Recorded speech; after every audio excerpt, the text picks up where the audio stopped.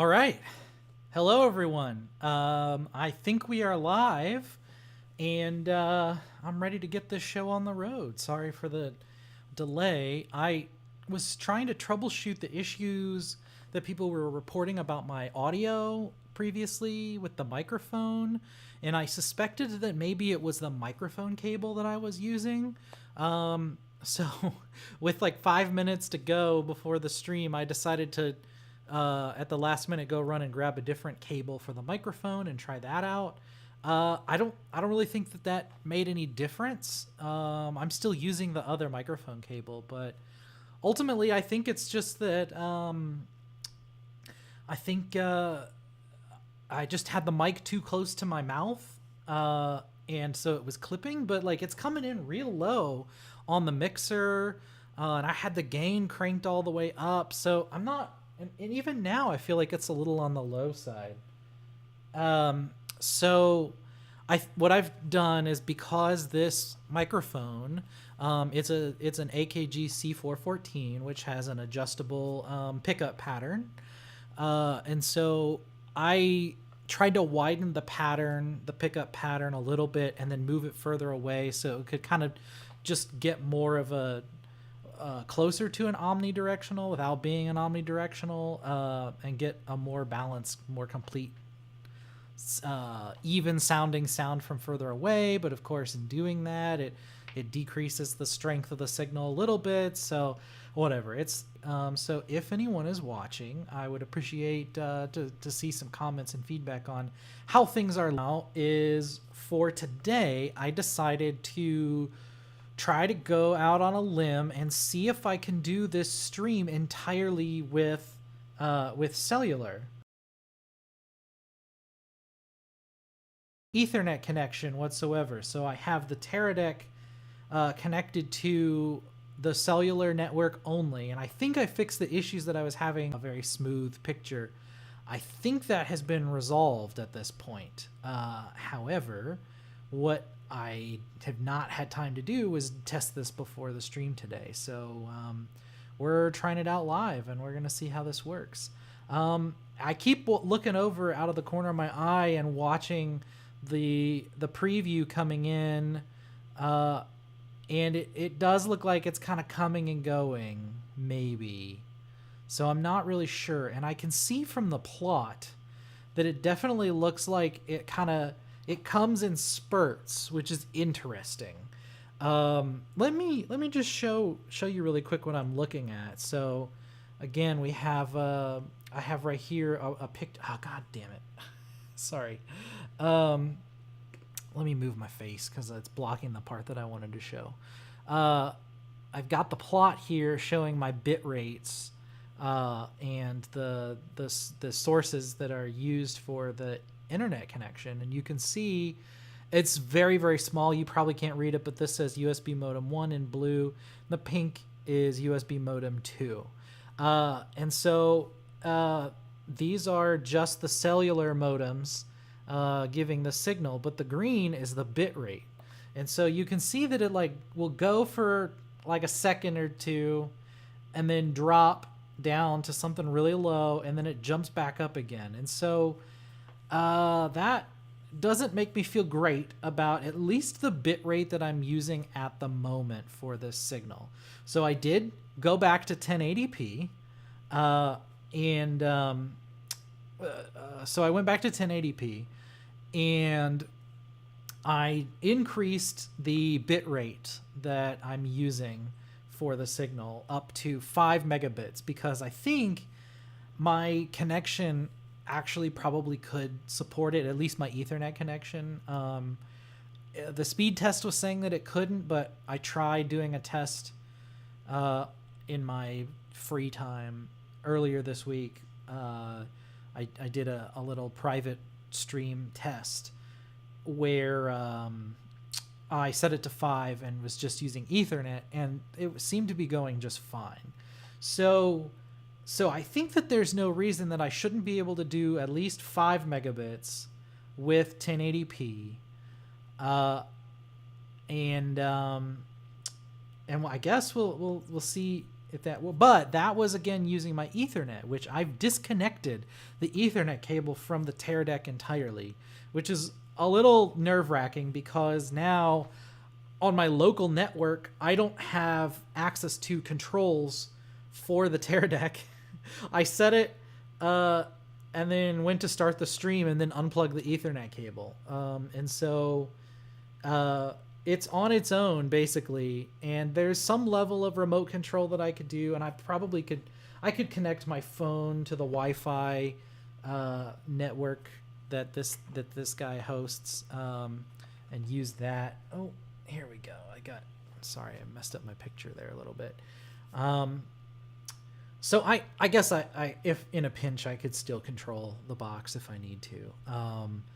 I can't change the bitrate while I'm in the middle of streaming, though. I did learn that last time. So if we want to change it, I got to start a new stream. I don't really want to, though. I would rather just, if this doesn't look like it's going to work and it's not coming through with a good quality, reliable, stable signal, then I'll just I'll plug the Ethernet cable back in. But I don't know how it's looking to you guys. So I'm just gonna trust that it's working for now, and really, and here's what I'll do. I'll put a message in the chat that says, I think we have a good stable signal going out. So if you aren't seeing a solid video, please let me know in the comments ASAP. Okay, so we did that. I sent out another broadcast message in the chat on all of the different platforms. We're going out tonight on YouTube, on Twitch, and on Facebook, all for Stretch Your Mind Entertainment. And so hopefully somebody is going to be watching on one of those platforms tonight. I do know that I am competing against football, and so that probably is going to be a recurring issue with getting viewers. But hopefully that the hardcore fans here of mine, because I've streamed enough to have fans, I guess. No, I'm just kidding. You guys will be here though, and if not, you could watch this later, because the recordings at least appear on YouTube, I believe, and on Twitch. I think, well, I guess Facebook also has an archive too. I hear it sounds like the microphone clipping again. I don't understand what's going on here. This is a great microphone, and I don't normally have this much trouble with it, but I've not used it in this sort of way before. Trying to use it, like I've used it for voiceover stuff that I've recorded before, and it worked perfectly. And I've used it for recording singing. I've used it for recording instruments. It's a great microphone, but that's why I thought maybe it's the cable, because I have not had issues with this microphone before. So it's something stupid that I'm doing, and I can't figure out what it is. I would actually say that my strength is more in audio than video. So it's a little kind of embarrassing that I can't get this to work the way that I want and get this microphone configured the way that I want, with the right pickup pattern and the right gain and everything. So I don't know what's going on with that. I'm going to have to continue to play with this more, though, probably not on the stream, because I would like to get into talking about stuff. I was just trying to vamp for a little while to see if I'd get some comment from somebody to tell me how this is looking. I don't know. It's making me real nervous. So let's go look at what's going on Facebook, maybe, because I think it's the most fickle. Twitch is usually pretty solid. Even with a crappy signal, it seems to always look pretty good. But Facebook is the one that I think we've had the most trouble with. I haven't had enough people watching on YouTube to know really how it's doing there. But But okay, so I'm gonna go. Let's go see what this looks like. Oh great! So this, it doesn't to me look like I'm even streaming. Oh no, okay. It says that I'm live. Yeah, and it does look okay to me. It looks like the stream is coming through just fine. So I'm really not sure what to make of this, the plots that are going up and down so much like that. Yeah, so I think we're okay. I think we're okay. Well, all right. So the whole point of this stream, though, well, I guess this is not relevant, right? All of these tech issues are relevant to what we're trying to do here, because the whole point is that I need to have a good quality stream that's solid all the time and reliable. So let me show you really quick what I have for my setup today. So if we look at the overhead camera, so we got more or less everything is the same here, with the only differences really being, the microphone cables I mentioned before. But then I have now, okay, so instead of using the two cellular modems that came with the Teradek box, I've instead removed those from the side of it. And on the inside of the box, it's got two USB ports. And that's really all that the modems that come with the Teradek Video Go, the Node modems, they're just connected through USB. So if you take those off, then it's just a USB that you can use to connect a modem or a phone of some sort that you can tether to. And so these are actually, I have two of these 5G hotspots. So this one is from T-Mobile, and this one is connected to Verizon. So I've also got some diversity in my the networks that I'm using, so that way, like, I'm not solely reliant on having good connection with one or the other. So yeah, I mentioned this before, but I have a SIM card for T-Mobile, so I put that into this hotspot that I bought. I got it used on Amazon for really, really cheap, which was shocking, but it was an unlocked model. That it's the same model for the Verizon one that I already have that I got from Verizon, and it was not that cheap when I bought it originally, but it's a few years old now. But yeah, so I have the same model hotspot more or less, other than they're designed for the two different networks. And I got another one of those because I really like the Verizon one. It seems to be a really great hotspot and works really well for other things that I've used it for before. So I was like, well, if it ain't broke, don't fix it. And I saw that the used one on Amazon was really cheap. So got its matching counterpart for T-Mobile. Put my T-Mobile SIM card in, and it actually just worked out of the box beautifully. I didn't have to do anything. Oh, it was so amazing. So these devices, though, they are not what you might call a traditional USB modem, because those are like, they tend to be like dongles that you plug into something. You put the SIM card into the dongle, and then it just connects directly to to your computer or to the router or whatever. These are actually more like, they're like Android phones. I think they're actually running Android operating systems under the hood. And so when you connect these with USB, instead of it showing up as a USB modem, they show up as like Android phones that you can tether to. And so anyway, I've got two of these, one from T-Mobile, one from Verizon, and they're tethered to the Teradek. And this is the sole source of my connectivity right now to the server, to the core the Teradek core service is just connected through those because I've disconnected the Ethernet cable on the back of this. So yeah, that's pretty exciting. And I didn't connect anything to the Wi-Fi network for the Teradek either. So it really is just using those 2 USB hotspots that are tethered.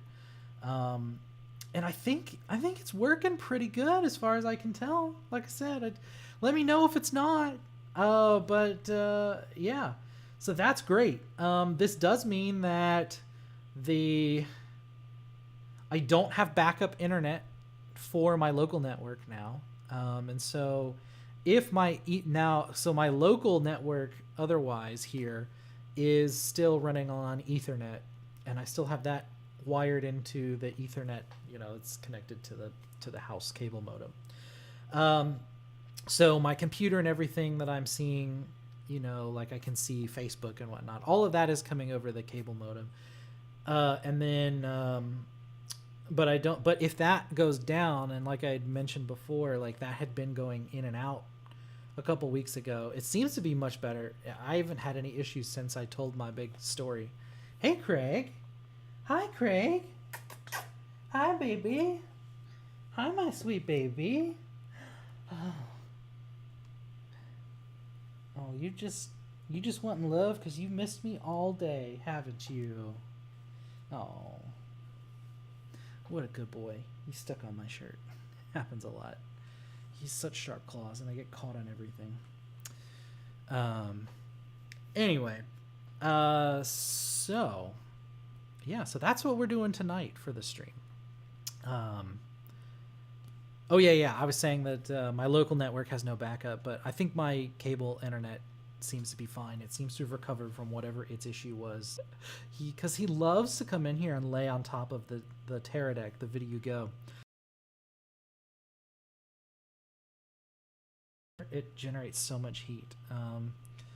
But he's also laying on top of the cellular hotspots, so I'm just hoping that he doesn't decide to go crazy over here and rip out a cable or something.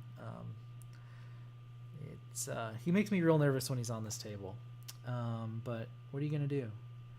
I mean, if he starts acting up, I will put him on the floor. But we'll leave him be for now. Okay. So, don't do it. Don't do it. Don't do it, Craig. Nope. You can't stand there. You can't stand there. Oh, I couldn't get a good grasp on you. You're not allowed over there. You gotta be good. You gotta be good if you're gonna stay here. Okay. All right. You good? What a good boy. See, you're being good now. What a good boy. Look at him.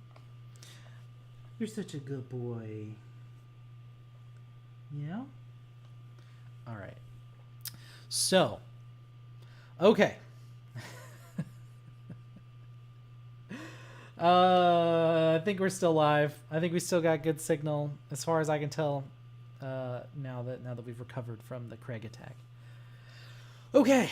So that's the main thing that's different about this week. I talked a little bit about this before. I am using 1080p for the stream, and I did set the bitrate to 5 megabits per second. So what I think was happening before was I had set the resolution to 1080p, but was telling the compression that I wanted it to compress the signal into 3 megabits. And I think that's just I was overwhelming the processor in the Teradek, and it just couldn't compress. 1080p is just such a big video signal, even when you're using H.265, which is what I'm using for this, or HEVC, I think it's sometimes referred to. But it's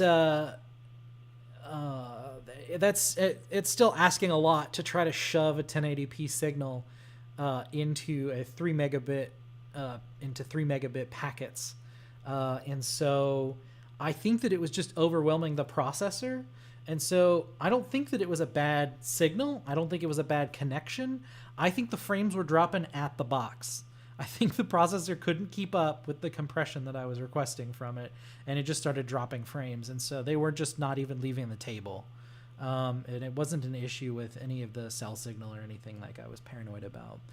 And that's also explains why, like, I threw everything I had at this. I turned on all the cellular modems. I connected my phone and tethered that, and I was using the Ethernet. And as far as I could tell, my Ethernet during that time was also still being, it was still stable at that point. And so I think that was the issue that we had last week. I downgraded to 720p. Still at the 3 megabits, and that's 3 megabits is good for 720p. So I think that's why it ended up being stable in the end. And then any of the loss in quality was really just due to the issues that I was having with the audio. I think the video, as far as I could tell, was still fine, other than the fact that it was downscaling to 720p. Okay, so that's the setup we got for tonight. So what are we doing here?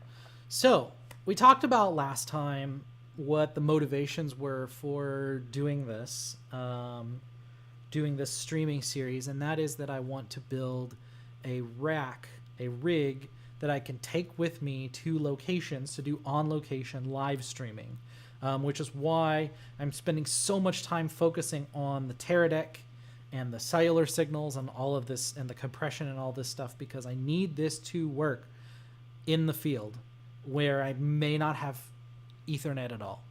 And I want it to look good. And I want to do that without breaking the bank. If it turns out that this is not a strong enough setup to support that, then it would be good to know that now and either temper my expectations, change the resolution, the target resolution that I intend to use for the streams, or decide if I want to make the hard decision to procure more hardware. I should not be buying any more stuff at this point. I really can't afford it anymore at this point. So so that leaves us with, I want to build this rig with the equipment that I got. So we're going to cobble something together with what I got, and have it be a professional grade setup. So not something simple, not just using OBS or something like that. I want to have a hardware solution, and I want it to be something that's decently reliable. I know that there's questionable reliability using Blackmagic stuff as the core of this architecture, but I'm willing to take that risk. So yeah, so that's the plan. And the question was, how do we do this? And so I'd mentioned before getting H2R gear. Oh, Craig, you're such a turd. Using this website that I found previously, H2R gear, that allows you to put together like wiring diagrams for things and start to maybe sketch out some ideas for what equipment I want to put into such a rig based on the equipment that I already have, and figure out how all of these things can work together. So I have a blank slate here. But I mentioned this last time that I was going to go off and try to pre-populate all the gear list with setups for little blocks that I can put on the diagram for each of the equipment that I have / intend to use for the rack.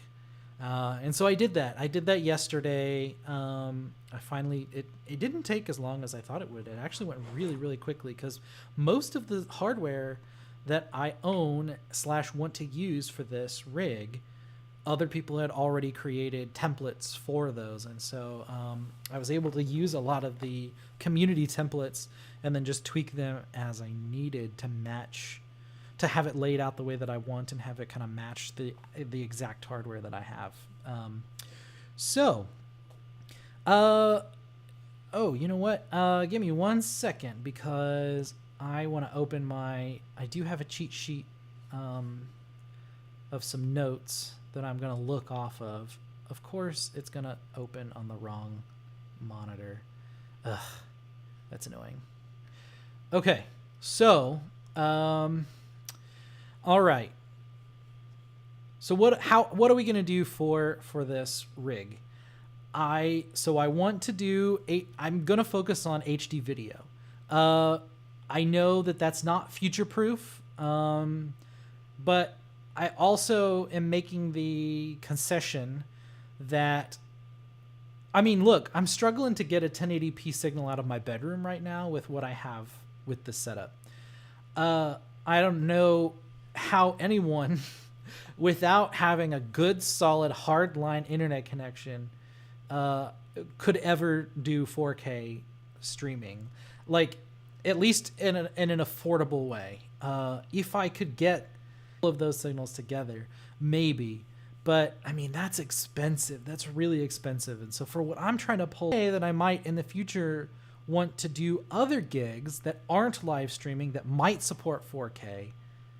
But I've just got to get started, right?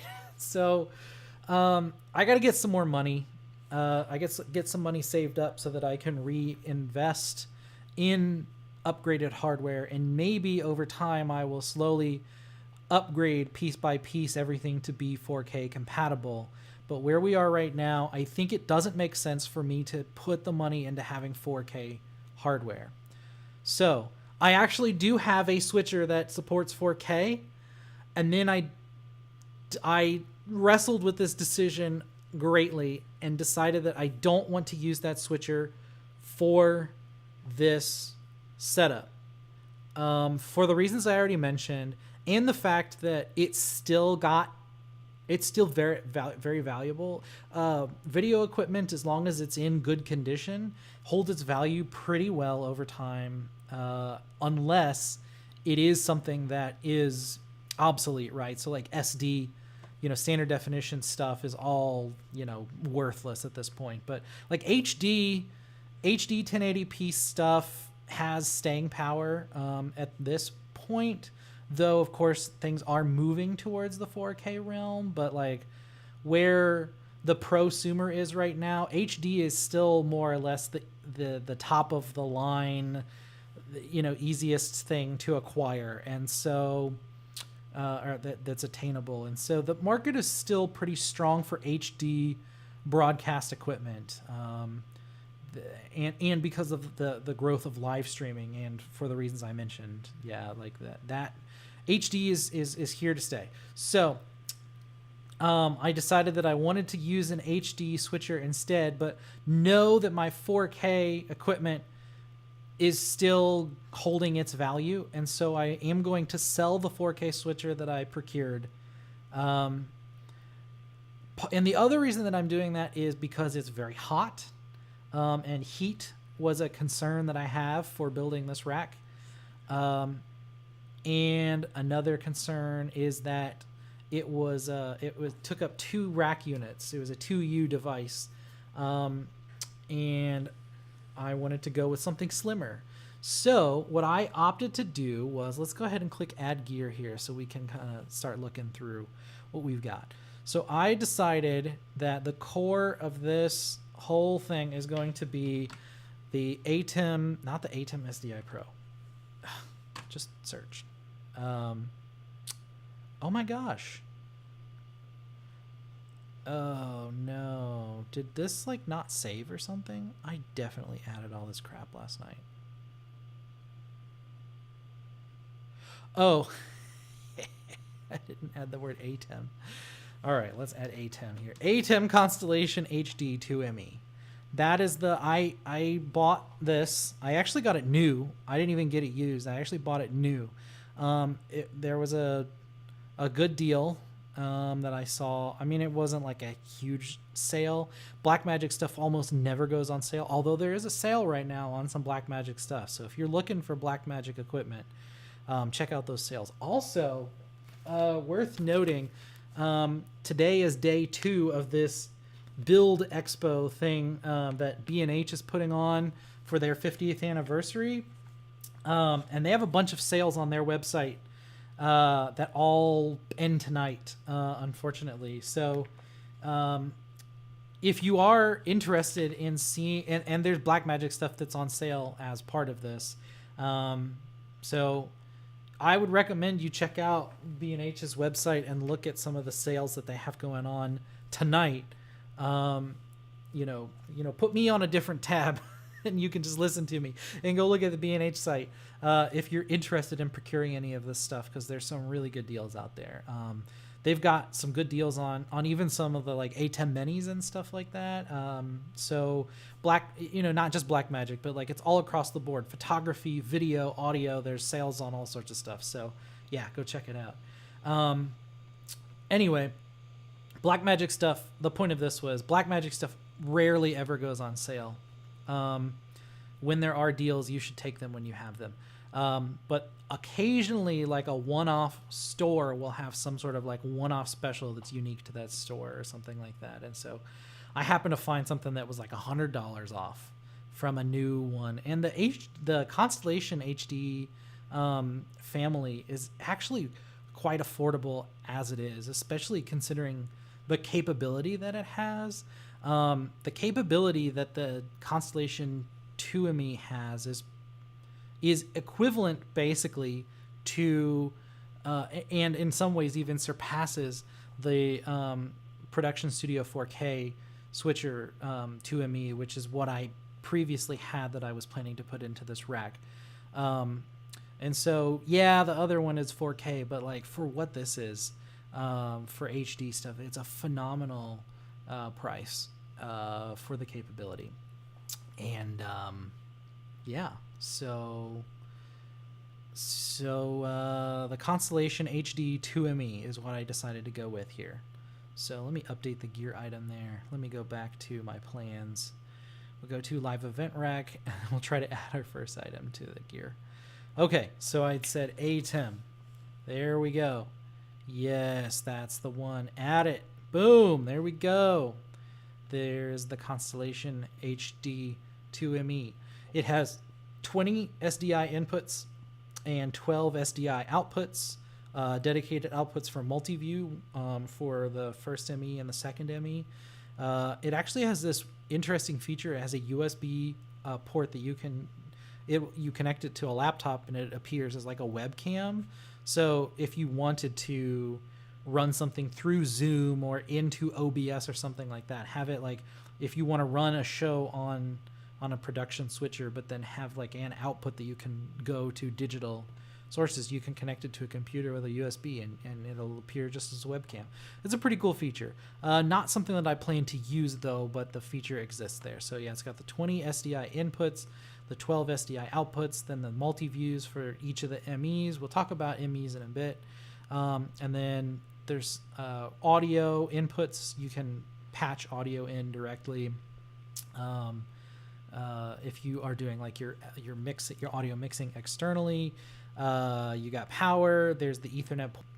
I'm not planning to use for now. I'm not planning to use any of the ATEM. Anyone else to need to talk to. But if I ever get there, that's it.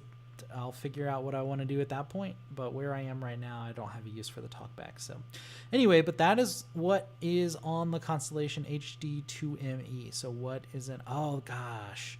Oh, that's going to bother me now. That this is, oh no. And I think once you add it, it actually like makes a copy. So then any changes you make don't propagate. So let me go back to my gear kind of templates here. It's very minor, but it's going to bug me. So usually this is written to and then M/E. And so let me save this really quick and then we'll go back to, and then re-add it to the plan. So we got, I'm checking for the comments right now to see if anyone's out there. It still doesn't look like anyone's out there.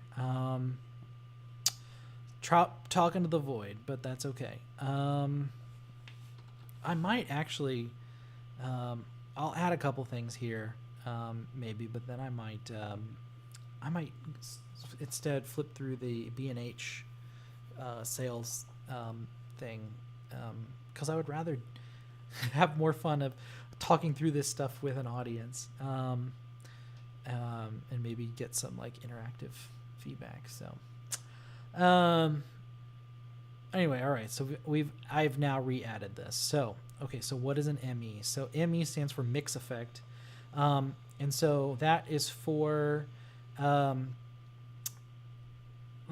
essentially it's sort of like having two different video mixers, if you will. The term is usually, at least here in the U.S., we call them switchers. For combining video signals, we call those switchers. In the UK, they do call them video mixers, though. And that's honestly a better name for what they do. It's just like an audio mixer, but for video. So you can combine video data from a variety of different input sources, and get graphics and all this sort of stuff, and put it all together. But you mix the signals, and you can also do special effects like having your like doing transitions between things that are fancy. So like if I do you won't see it right now, so if to do transitions between things, or do picture in picture, like we have on the screen right now, and stuff like that. Those are all effects that are done, so that's so essentially like one mixer, a very simple mixer that just combines the video signals for a single output. Usually you call that a mix effect bus, or an ME bus, or just ME for short. So a 2ME switcher means that you have two different mix buses, two different mixers in one, two different switchers in one. And the reason that that's advantageous is because you can use the second bus to do a completely different mix from. You can have two completely independent mixes of the video signals, and you might want to do that especially if you're somebody who does do live events, because often, like if you're in a venue, they might have TVs or projectors in the venue, and they might want to just take the stream that you're trying to record or stream or whatever, and also just show this in the venue. But sometimes you want to show things on the live stream that you don't want to show in the room, right? Because like if, let's say that it was like a conference or like a TED Talk or something, right? So like somebody's got slides. If you're in the room where there's probably already a dedicated slide projector on the stage, on the screens on the sides of the stage, or around the room, or what, on the TVs, you probably don't need to see the slides there again, because you can still see them in front of you. But the people who are watching online need to see the slides, because they're not going to get a good view of it, right? Because probably the camera is going to be zoomed in on the speaker and following the speaker around on stage, and you don't want to have the camera zoomed out just to show the slides, right? So I would prefer to have like a little box with the person's face in it, like what I'm doing right now. I've got the monitor over here that you can see in the background, so that could be my slides, and then I got a little picture-in-picture with my face in it. But if I were presenting this live in a conference or something like that, if I'm wanting to show my face on the TVs, on the screens, on the sides of the stage, that's going to be a different mix. It's going to be a different video signal. And so for those kinds of setups, you want to have the ability to generate two different outputs with different mixes, at least. The other benefits of having the two MEs is often that you get extra. You can add extra graphics in. It gives you additional layers to add graphics in, or in the case of the ATEMs, you get often the 2ME. I can't remember. Maybe the 1ME for the Constellation HD also has Super Source. But Super Source is a huge advantage that usually, otherwise, at least historically in ATEM switchers, you didn't get that capability until you went up to at least the 2ME switcher. It is something that now they've started rolling out as I think the minis support Super Source as well. But Super Source is where when you're watching some of those like debate programs or something on CNN or Fox or whatever, Fox News, like it where they've got like four people's heads on the screen at the same time who might all be in like different locations, and so they can show all of those different video together on one screen and generate that live. It's very easy to mix videos together when you're editing them when they're not live, right? Like it's very easy to go edit some video in whatever your video editor of choice is and put something that's got a million layers and has all these fancy effects and stuff, because then you have the luxury of time and you can let the processor go and spend a lot of time rendering out this video to generate the final video that looks good. But when you're doing real-time live TV and video, you have to being able to do those kinds of graphics, and the processing of the video data has to be instantaneous, and it has to work, and it doesn't have to you can't afford to have time for things to render and stuff like that. So anyway, the ability to take, like, say 4 different video signals, cut them and put them on the screen, and also have some sort of like fancy moving background or something like that. That's really powerful and really cool. But anyway, there's a number of different names that are used in, for that kind of display, depending on what kind of switcher you have. But Blackmagic's branded name for this capability is called SuperSource. So yeah, when you see on the news and they've got like and now we'll go live to the reporter here, and they usually have like some sort of fancy moving background, but they'll have like the studio person here and the reporter in the field here side by side. That's SuperSource. So that's a cool feature that you get with at least the 2MEs, but maybe also, again, like it's something that they've started kind of making available to on the lower end switchers. So maybe it wasn't necessary for the 2ME for that purpose, but I definitely knew that I was going to get that feature with the 2ME. Yeah, so that's it. So that's the switcher that I plan to use for the streams. Again, I'm a one-man band. I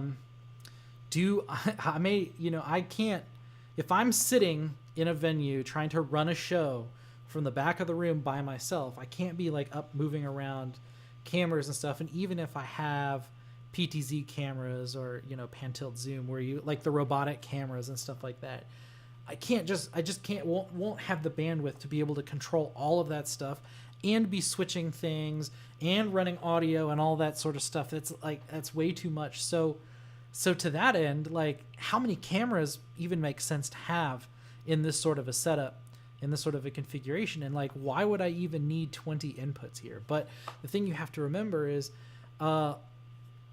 again, if it might be something where, let's say I've just got a very basic setup with 3 cameras, and I got like a wide shot, a close up, and a medium shot, that are all static for that matter, not even moving, but just have them like set up in the venue with these different shots, and I can switch between them. So that's 3 inputs. If it is something where somebody's got slides or something like that, that's going to be a 4th input. If you have graphics, if you want to have like fancy graphics like lower thirds and things like that, depending on the way you implement that, you can get away with doing it with 1 input, but the way that the professional way to do it, it actually takes 2 inputs, because the second input is the one that has transparency information. So that's where you'll have one input is just the colors and like the text or whatnot, and then the other one is where it tells the switcher like which pixels of that to actually draw out, and like with what level of transparency.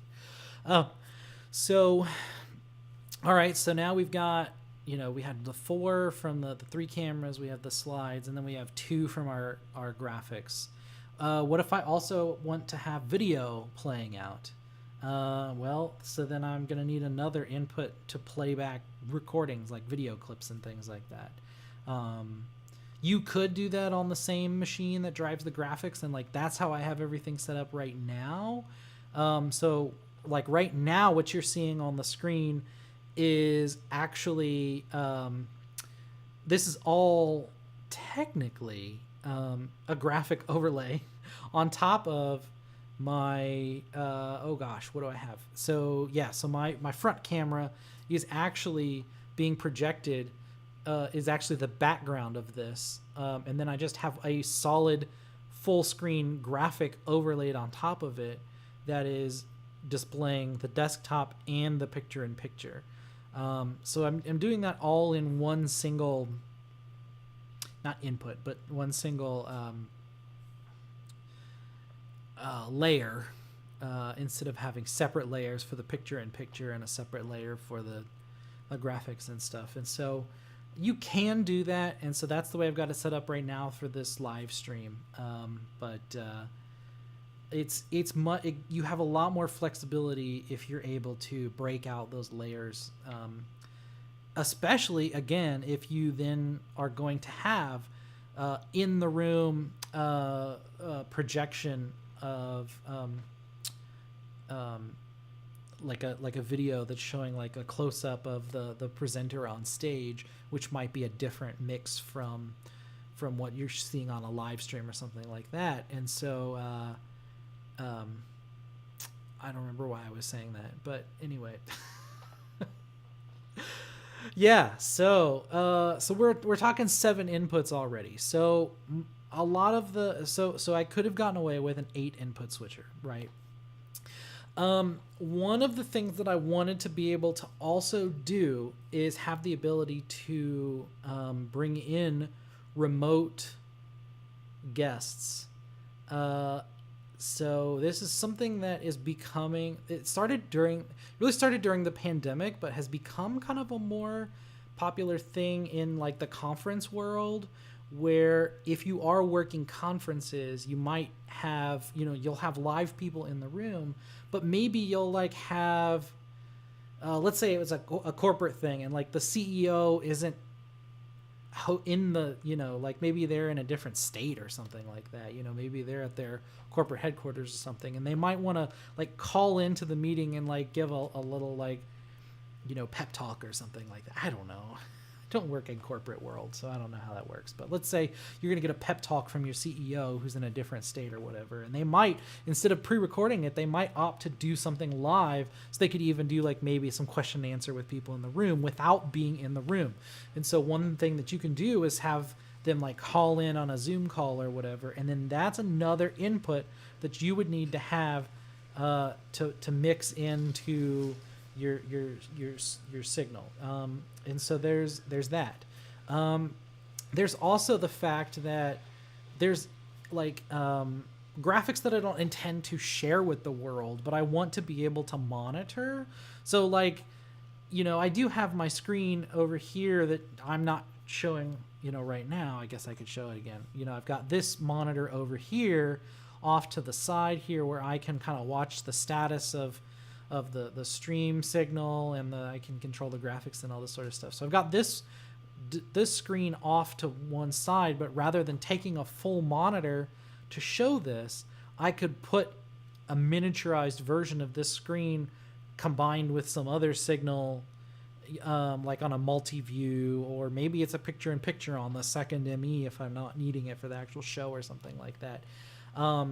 So then I might have some of these like internal graphics sources that I need or want to monitor and have all of that stuff in one place. So I might have my laptop, I might have another machine, I might have, I might have the outputs from the Teradek or something like that, or well, not Teradek is not a great example, but maybe I have other devices with like HDMI outputs that I want to be able to continue monitoring those sources and have them on one screen in front of me as a one-man band, and not have to have separate monitors for all of those things.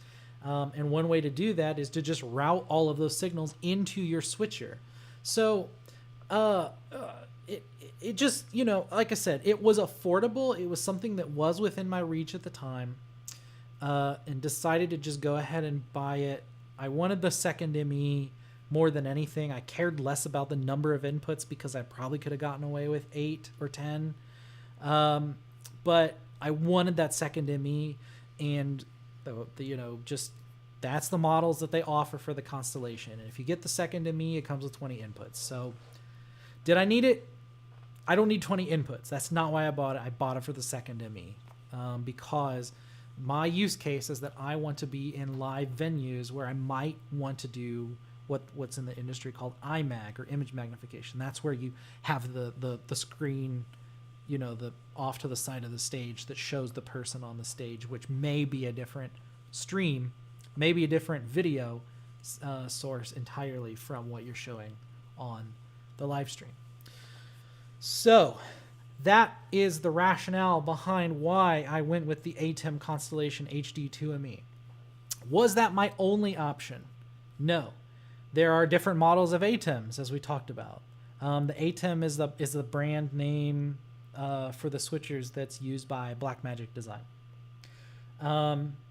I could have decided to go with, there are other lower end switchers that are out there. I could have, like I was saying, gone with I think Yellow Box. It's a box that it'll do the live stream over, I think it even does some cellular broadcasting and stuff. And it allows you to switch in it, in the device. It's a really cool device. If you want to keep it simple. I could have done something like that, but I already kind of said that I wanted to do something a little more sophisticated and have the capability to do more than what a box like that would be very limiting. You could also go with maybe a lower end switcher from one of the other brands that are more known in the broadcast world professionally. Like Ross is a name that jumps out. But even the lowest end model from Ross, the Ross Video, their lowest end switcher is still very, very expensive. And so for all of the infrastructure that they need to support their setups and stuff, for that same amount of money, I can get a good Blackmagic. I can build out that rig with other fancy stuff that would not come out of the box. And I think that the lower end switchers don't have nearly as many inputs from the other companies. And then you get into the really, really high end stuff, and that's just, there's no way that I could even afford that. I'm still showing the wrong screen. I'm sorry. It's hard to talk and be running this thing at the same time. Again, I'm not worried about my ability to run a stream as a one-man band.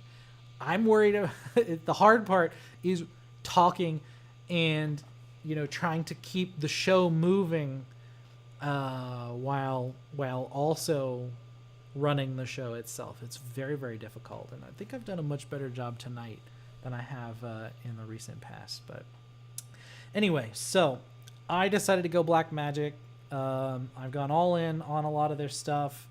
Yes, I have had some issues with it. Yes, I know it's not the most reliable, but it's just so affordable for what it is and for the capability that you get.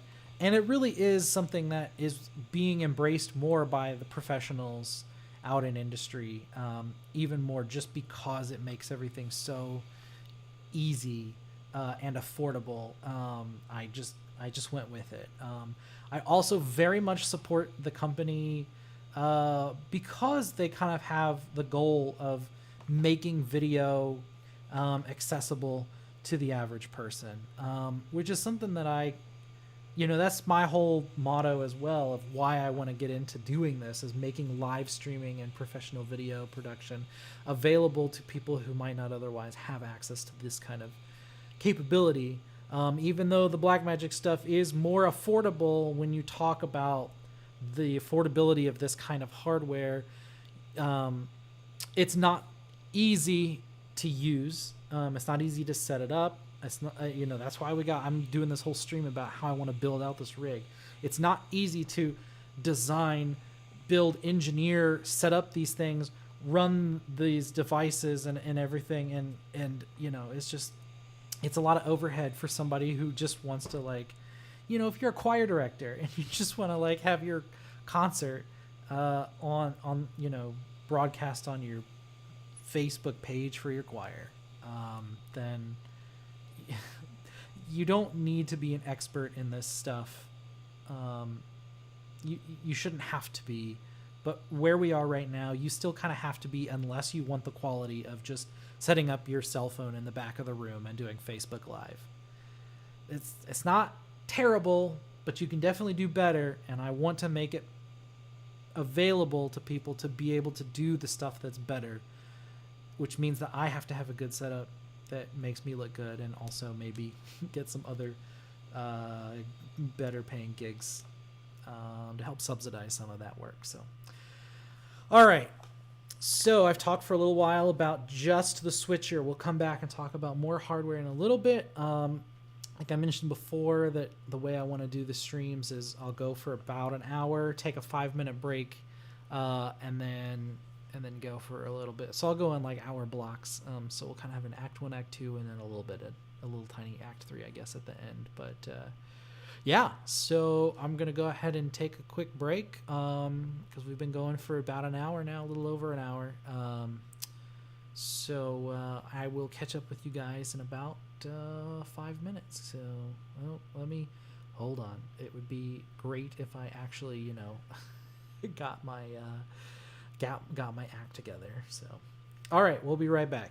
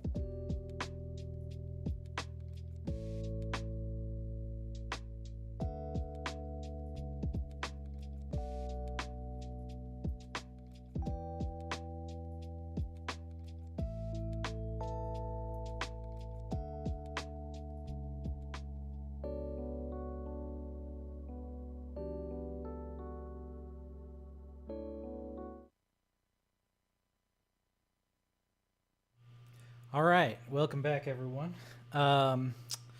So, Act 2. As I mentioned previously, I would much rather go through the equipment when I think more people are watching, also because I really don't know how this stream is doing in terms of bit rate and stuff. I think what I want to do is instead, let's go through this B&H catalog.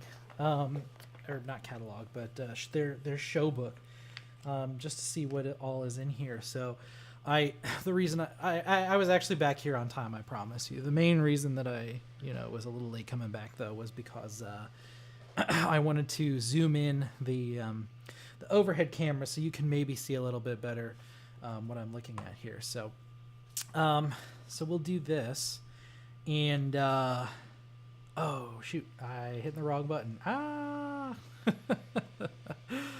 I'll get better at this eventually. Okay, so let me move my keyboard just for a second over to here so we can put this kind of in the middle and have it not be blocked by my face as much, at least. So, okay.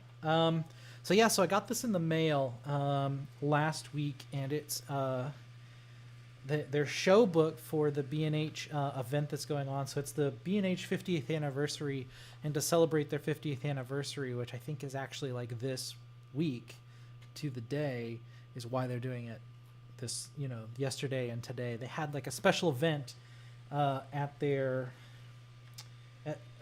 in New York City somewhere. It wasn't at their store, but it was an event in New York City. But in addition to the ongoing show that they were calling the Build Expo, BILD, they're having a bunch of sales associated with everything. Oh, it actually says that the specials are valid from September 4th through 14th unless otherwise indicated. So the sales at B&H are not just during the show, I guess, but you should probably still act fast, book early to avoid disappointment. So anyway, so they have this book hold on, where did there we go. I can see what I'm doing now. How am I doing on Facebook? Let me refresh the page on Facebook. I just want to see how I'm doing. Okay, yeah, we're still doing good. All right. So this is their book. I know some people prefer to buy their stuff from Amazon. There's definitely there's definitely some very strong opinions that people have about buying things from B&H, but the reality is, like, they're the best in the game. Like, for 50 years they've kind of been the go-to people for all things photography, video, audio. This is just like the big superstore that you go to, and they have a lot of exclusive things that you can only get there, or they have really good deals on a lot of this equipment and stuff. So if you really in the professional world, you are, Squeaks? Craig also has very strong opinions about B&H. They're the go-to people. So 50 years. I don't care about all the speakers. I did already kind of flip through this beforehand, and so I would kind of know what to expect. But then after I got into like looking at the sales and stuff of the equipment that's in here, I was like, oh, this might be cool to go through on the live stream. So I kind of set it here as a side thing that I could maybe go into to spend some time if I either got through what I wanted to early, or if like what we got going on right now, where I'd rather do this instead. So they got their like story. B&H apparently stands for I have no idea how to say that name. Blimmy. It's probably like Blimmy in Herman, but it's the husband and wife partners that originally opened the storefront. And so then they've got some like history stuff about the company in here. It's still privately owned too. It's not a publicly traded company. They're a privately owned store. A lot of these like camera stores tend to be. A lot of this equipment, a lot of the equipment providers and shops and stuff are a lot of like mom and pop shops, even though they might be very big mom and pop shops like B&H, or like a lot of the like studio supply stores in LA, in Hollywood and stuff. They still tend to be very private, kind of small ventures. So B&H.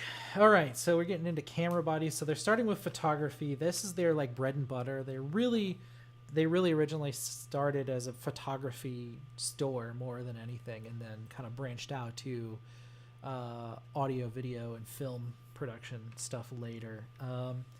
So there's a number of some of this is just some of it's a little bit of a catalog, but there's a few things in here with some savings. So like this Canon EOS R8, there's some significant savings on this, or the EOS R50.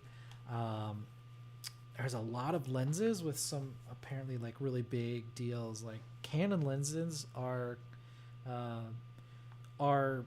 often used beyond just on Canon hardware. Other cameras, a lot of times people will get adapters for Canon lenses, so they're kind of the go-to people today, I think, for lenses, at least that are affordable to the average person. So like you and me, I mean, the real pros are not necessarily using Canon lenses. They'll tend to use either, if it's television, Fujinon is like the kind of the standard. I think probably one of the most common lens manufacturers you'll find. And then, when you get into like film, the film industry, that is like Cooke lenses are very common go-to, but they're very, very expensive. Both of them are extraordinarily expensive. So anyway, though, so there's some really good deals on lenses here. These are the RF mirrorless lenses. So if you're using something with an RF mount, I think this is not necessarily one that you see adapted for other cameras that often. EF is kind of the lens mount that's used by other cameras. Where are you, Craig? There you are. Hi, baby. He's just screaming up a storm down here for some reason. I don't know what the deal is. Okay. Yeah, so I think these probably won't be applicable unless you have a Canon, especially when with an RF mount. So probably these like R cameras like the R8 or R50 and whatnot. But yeah. So, oh, hi, baby. Oh, you're not going to go over there. You're going to come over here. Yeah? Okay.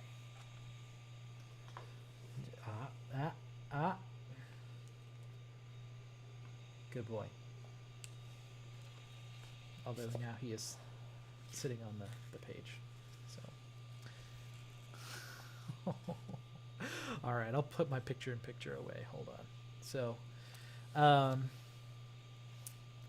all right, so let's see what else we got here. So we got Nikon stuff. There's a number of different savings on camera bodies and Nikon lenses here. Got Nikon, more Nikon stuff. Not as many savings on this page, just ads. Fujifilm. Additional savings at show only. That sucks because I'm, for one, not in New York and can't be at the show. And the show also ended today. So we're going to miss out on all the sales from Fujifilm. But there probably are some sales online. And I'll bet there's sales that aren't listed here in this book either. This is probably not comprehensive. But, okay, so we got Sony camera bodies. So Sony cameras... These are becoming really, really popular for film and video stuff. So, like a lot of reality shows are recorded often on like Canon or Sony cameras, with like the portable ones. So instead of like having the big shoulder mount, cameras that you might see from like news and stuff, yeah, sometimes they'll have some of those, but sometimes for field stuff, and especially if they want that really like cinematic looking depth of field, um, like the fancy like the focus, the very shallow focus thing where like, you know, the rest of the picture is blurry, but like the person in the foreground is the only thing in focus. Like that sort of thing is really you need a camera like a photography camera, like a Sony or a Nikon or a Canon or a Panasonic or something like that, because just regular video camcorders are just not designed to get those to have that for those kinds of optics and stuff. But photography cameras are very good and very popular for gathering video now, and it's not just something that the average person does at this point. And so like it's a mainstream thing that like there will be whole scenes from like Netflix series and stuff that are filmed sometimes on these on camera bodies like these. So anyway, yeah, so the Canon is a big industry standard, like the Canon. Oh gosh, I can't remember the numbers or the names now, but yeah, so Canon is a big one, but Sony has really started to get quite popular in the industry for that kind of niche as well. And so they're starting to get into Canon's kind of dominance of the industry for doing those very small portable camera bodies. Anyway, so some really big savings, or like even some of their big name, like almost digital cinema grade equipment here, like the bodies down here. There's a Cine Alta, a Sony Cine Alta kit for the PMW F5 Cine Alta. This is a pretty significant camera. This is refurbished though, but I mean, that's a pretty great deal. It's saying that it's a savings of $14,000 from a list price of $20,000 to they'll sell you this refurbished one for $6,000. That's pretty damn good. This is a new body only though for this camera, the XD-Cam 6K, this PXW FX9. Sony famously has awful names for their stuff. It's always like long strings of letters and numbers that are totally meaningless to the average person, and it's stupid. So they got like this PXW FX9. Anyway, that's a good camera too. Brand new would be $11,000, and they're selling it for $10,000. So $1,000 off. I mean, that's significant. So Panasonic has my heart. I have basically always I tend to go with in this sort of family, you know, of if you're going to use like a photography style camera or like a DSLR, sometimes is what they're called for short. Although Panasonic's cameras are not DSLRs, technically speaking. We'll come back to that, I guess, later. I really love Panasonic. I think that they build very, very solid equipment. It usually just works. The picture quality is usually really good. And especially for this because, the industry, you know, more often than not now, like people use Canons and the Sonys for those kinds of applications. But these camera bodies here, like these are not designed for video. And they are not optimized for video, and the like controls on the device and everything are not designed for video. And so they don't build these things with videographers in mind. Whereas Panasonic got into the game and made these photography cameras, but really photography was the second class citizen here because these are all designed to be video first.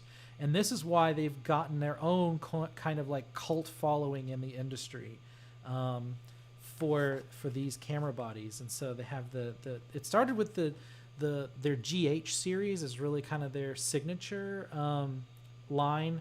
So it started with like they had the GH1 and 2, which yeah, those were good, but they didn't really make a big splash. The GH3 is really where they perfected this. And so I had a GH3 originally many years ago now.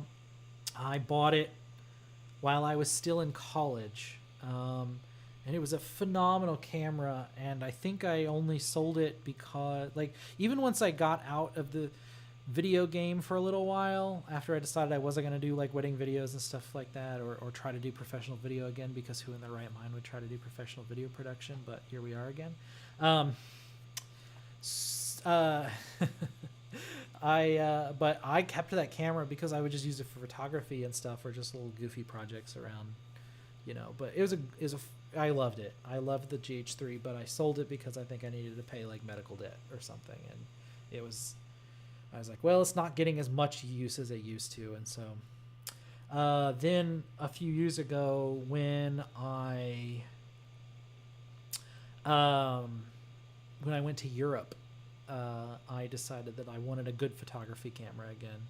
But by that time, Panasonic had moved on to the GH5. So I currently have a GH5. I also had a GH4 that I got after that for a little bit, that I was going to use as like a two camera setup, and decided the GH4 is just a little on the older side. It's a little less reliable, and I wanted to use other cameras instead. So so I don't have the GH4 anymore, or it's on the way out. But I still have the GH5. It's still going strong, and I still love that camera. And so that will probably be my prime camera for when I'm live streaming, is the GH5. The GH5 now is an older model. The GH6 came along, and in a lot of ways is much, much better than the GH5, but feature parity, like, it's basically the same. I don't think they had not a ton of new features on the GH6. I think one of the things that it does is it handles raw 4K video a little bit better. It's less prone to some of the overheating issues. There's a few other like little glitchy like bug fixes and stuff that they've made, but I don't think it was a huge upgrade from the GH5 to the GH6, so I decided not to upgrade. And I still haven't invested in a GH6, and I really don't plan to. So now Panasonic, though, is kind of, they've been on the fence, I think, about whether or not they want to continue with that line, because they've kind of been losing the battle to Sony and Canon.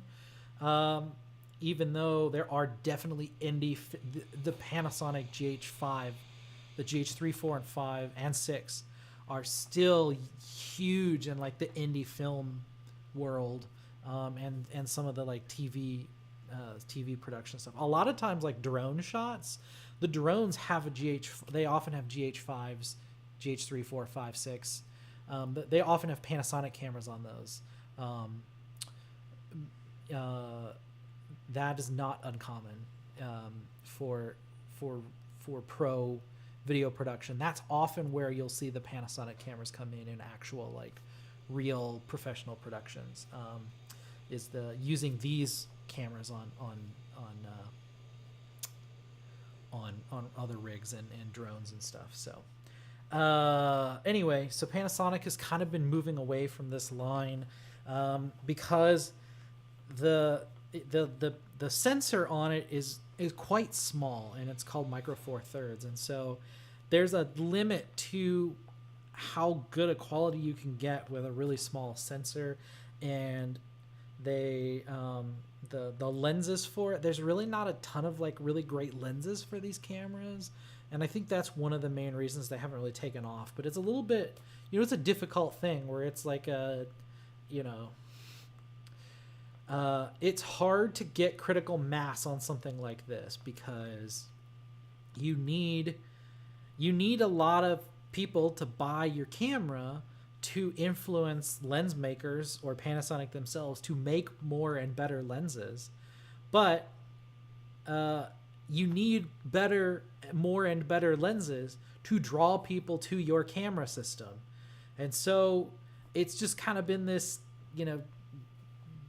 dog chasing its tail thing of Panasonic just has really struggled to get traction on their camera mount is called Micro Four Thirds, and the sensor is called Micro Four Thirds. They've struggled to get traction on that. There's a few other manufacturers that use that mount as well.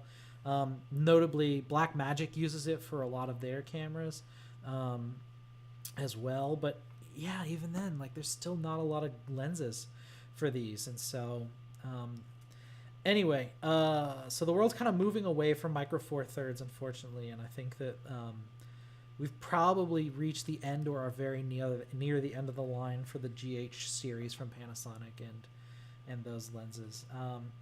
And they've been going full steam ahead on their full frame models. And so full frame is trying to get like an actual sensor that is the same size as like a 35 millimeter frame, from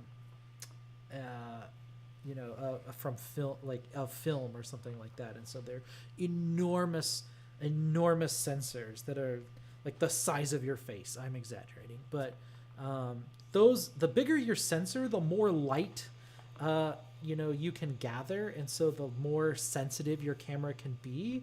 So a full frame camera is going to do better in dark, like low light conditions,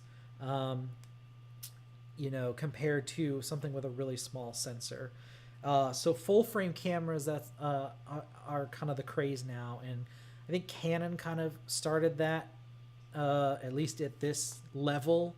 There's been other manufacturers that have been doing full frame or even bigger for a while, long before this. But yeah, so full frame is all the craze.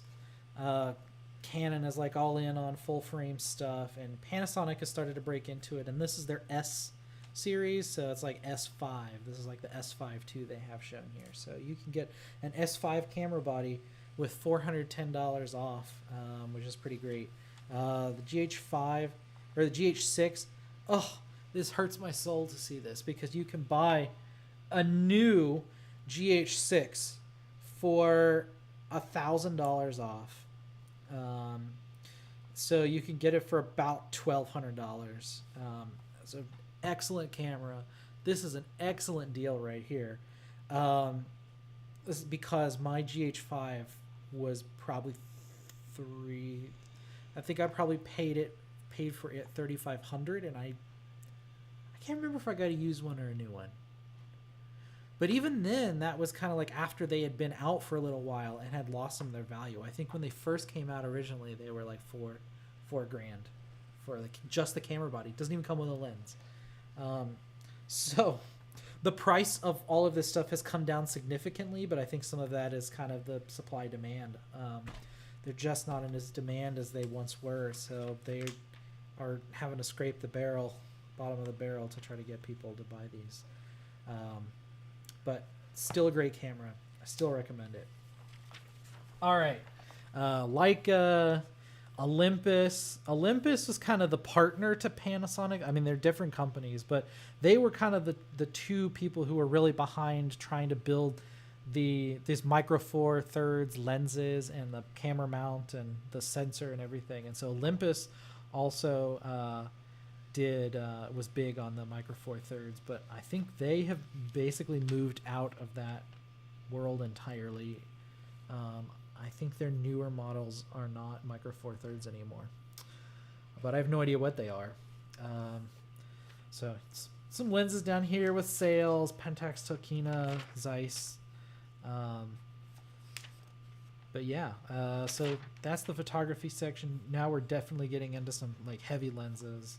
This is photography stuff, really. There's lens adapters over here. There's like 10%, 15% off. Flash for cameras, like for photography purposes. So yeah, so we're kind of out of the video realm for a little bit here. Oh, but we're back on this page. So, but I mean, all those pages before were really, again, photography focused anyway, but they're video components of it. So, but now this is definitely This is definitely a solid page on video stuff. So we got up here the Blackmagic Pocket Cinema Camera for 6K Gen 2. This is one of the most common cameras, I would say, for indie films in general, because they're really great quality and affordable. And very small though, and so they also kind of are sort of like the photography thing, where the idea is, you know, it's like this nice like compact form factor, and you can get that really nice shallow depth of field that's very common in like film, you know, the filmic look.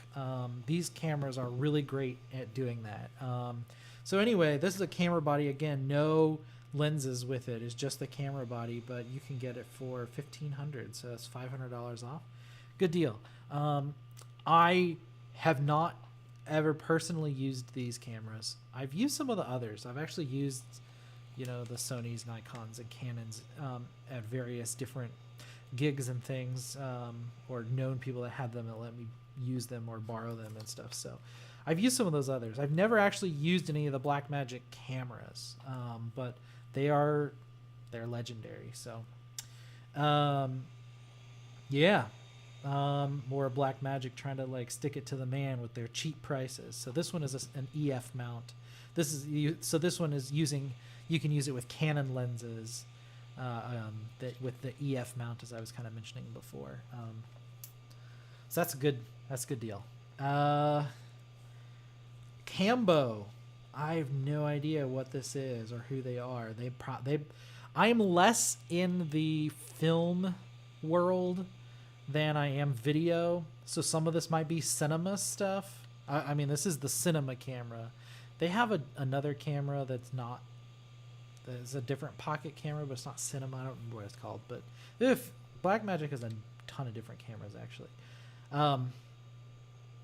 So I don't know that this might be a big name, and I'm just an idiot for not knowing who they are, but okay. This is a good camera too, the Canon, the EOS 200B, C200B. That's another like pretty common low-end cinema camera that you'll find. Very portable, very capable. I would say it's higher on the feature end than the Blackmagic. This is a great deal. It's an excellent deal actually. So this camera body, for an EF mount, the EOS or EOS, I don't know, I've never known how to say that, C200B, body only, down from 4,000 to 2,000. So that's a really good sale right there. If cinema cameras were your jam. This is probably, I would say this is probably the better deal than the Blackmagic one. They probably just couldn't negotiate a better deal with Blackmagic to get that sale price down further. Let's see. Ronin 4D from DJI. I don't know anything about that. The Panasonic Lumix box cinema cameras. This is actually very similar to, this one is the BS1H. It's basically the same as their other full frame camera, but in this like box form factor that you see is very similar to like the Canon shape. These box or like the cylinder shaped cameras are very popular right now because they're easy to build your own sort of rig around. So you have like just the camera core itself, but then you can trick it out with as many different doodads as you want. You can add your own monitor or your own eyepiece, or you can mount as many microphones as you want, or like attach it to a rig attached to a car or something if you wanted to do like driving scenes or something like that. And so these are very adaptable, these like cinema cameras in like the box form factor. So these are really popular right now. So you can see down here there's two more. There's this Komodo 6K, or the V Raptor Rhino, These are also oh, the Komodo uses Canon RF lenses. So we were seeing at the beginning that they had a bunch of sales on Canon RF lenses. I did not realize that the Komodo used that. So these down here are RED cameras. These have the reputation for basically being the best digital cameras that you can do for digital videography and digital cinematography, more or less. I would say they're like industry standard. They're exorbitantly expensive cameras, typically, but they have enormous sensors. They have like some of the best, optics, the best. Gosh, words are escaping me now. But yeah, these are big. This is the big time right here. The Red cameras, Red Cinema Camera Company. So they've got the Dragon here. This is a $10,000 savings on a Dragon X kit. That's a huge savings again. Like if you're swinging for the fences, trying to go pro here, this is a great deal here. This doesn't look like it's a deal for the Komodo. It is $6,000. And then the V-Raptor Rhino, instant savings of $2,000. So for $18,000, you can get this camera. That's not a great deal. This is a much better deal. Okay, let's see. These are cinema lenses. I'm bored with the cinema stuff. Let's talk about more video. This is more my jam. So now we're getting into kind of the professional grade run and gun, or prosumer maybe. These are probably more, I would say, prosumer at this point. But they're often used for like run and gun shooting, they call it. So like if you're doing like documentaries or doing like news with like and you want to have like a really compact thing instead of having the big lug around thing on your shoulder that I think most people know about. Instead of having those, you can have these kind of lighter weight cameras, but they tend to not be super great quality. I had a JVC GY, so very, very similar model to this. I bought this during college when I was doing videography in college, or video journalism. I worked for the student newspaper and doing video production for them for a bit in college, and I bought my own camera and I got the JVC. It was underwhelming. I paid a lot of money for not a great camera. It was what I could afford at the time. It was the most accessible, and I also didn't really. I had been out of the game for a while at that point, so I didn't know what was good and what wasn't and stuff. And it kind of seemed like middle of the road in terms of reviews, so I went with it, and it was okay. I shot some decent stuff with it, but never really liked the feel of it. I never could get the optics to look as sexy as I wanted. It is what it is. But it was a good, solid run and gun camera for what it was. It was excellent for that when I wanted to go out and get some breaking story, which wasn't super often. But when I did go out, and it was very easy to just grab this thing and go. And it just worked. And it got generally acceptable quality video. That's as much as I can say. So, JVC. And this Canon model really isn't that much better. Yeah, none of these listed here. They do make professional grade camcorders that aren't terribly expensive, that are really designed for professionals and for like real gigs and stuff like that, for people like in the target audience for where I am and my kind of clientele and stuff.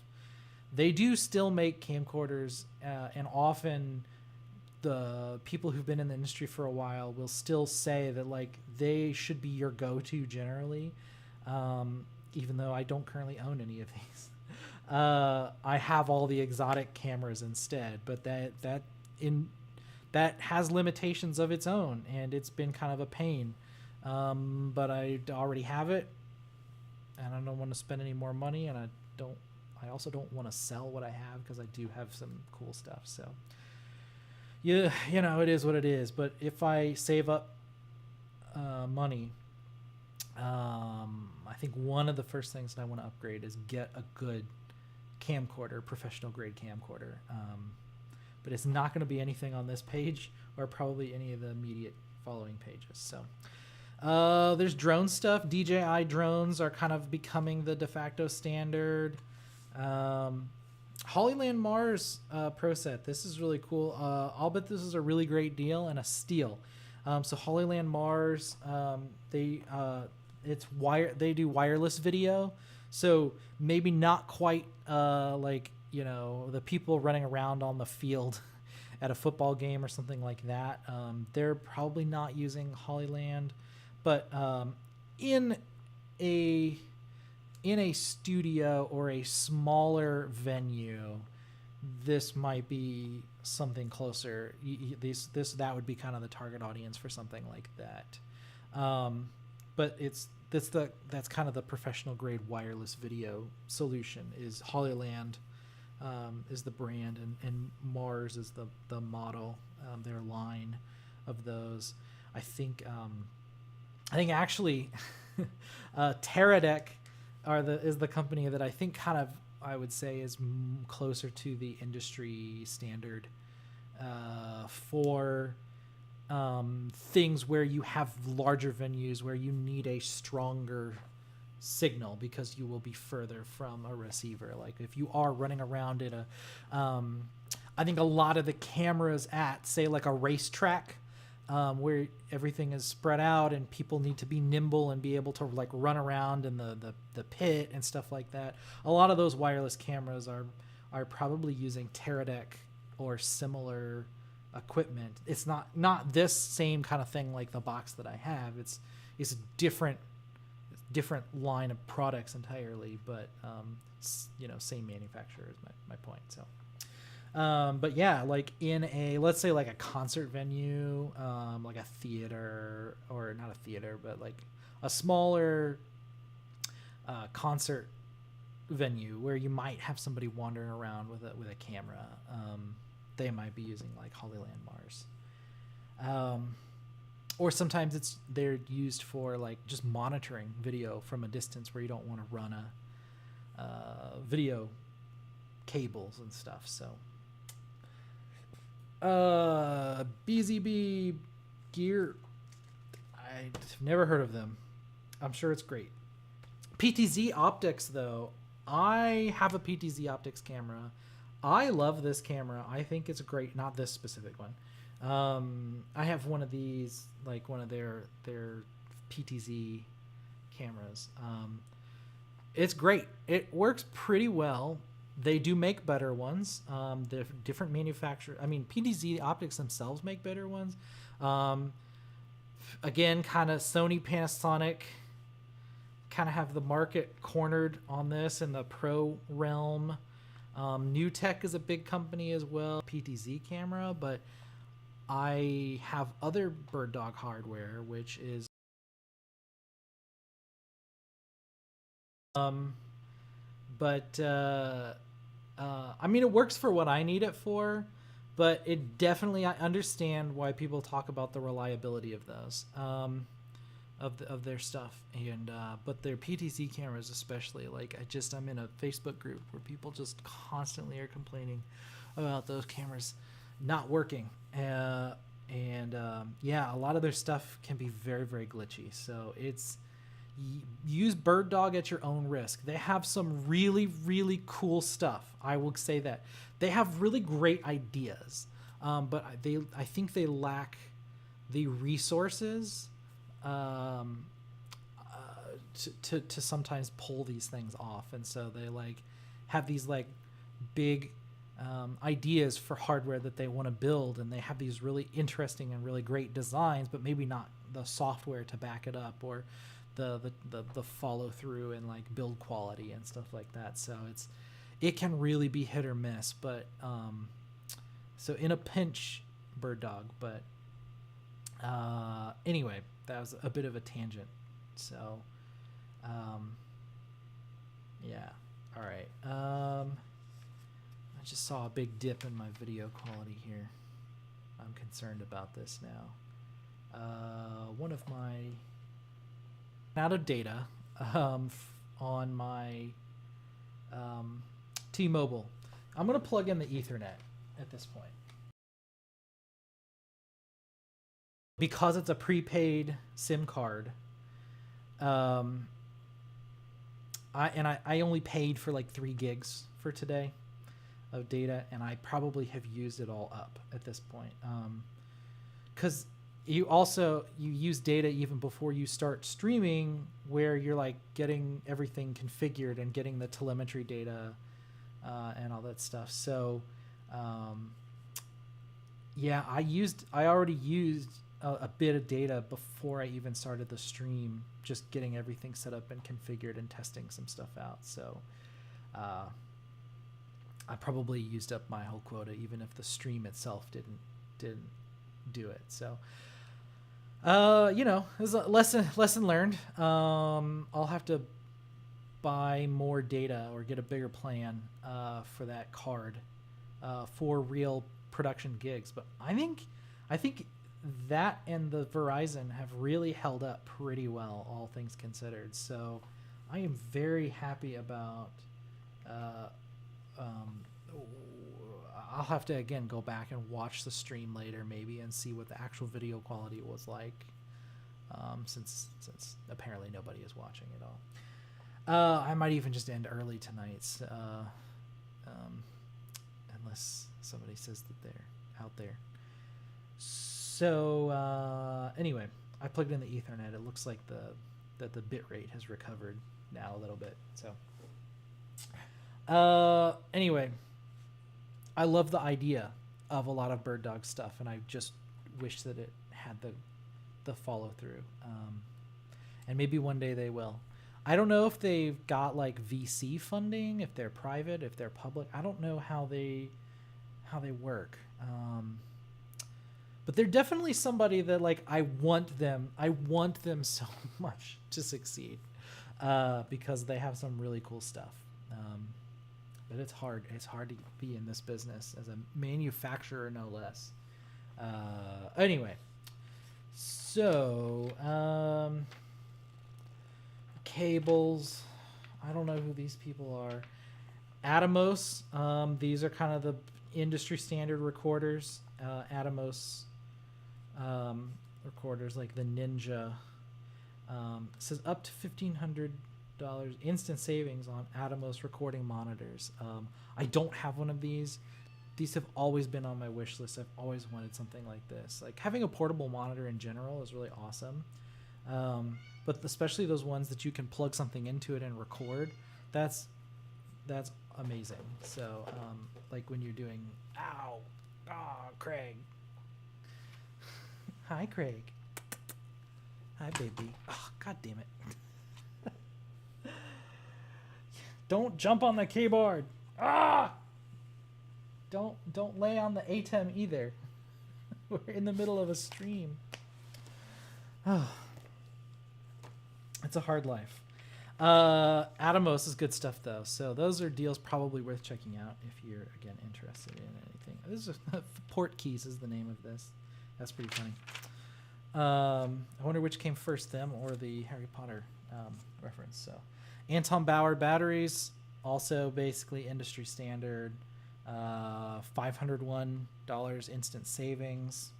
Cool. Indie Pro is also very common. I wouldn't say they're industry standard, but they've got a lot of really cool adapters and things like that. I have a couple of things from them. Other brands I don't recognize here. I think Watson here is actually like a house brand. B&H has a number of different their own like house brands for things. And that is no.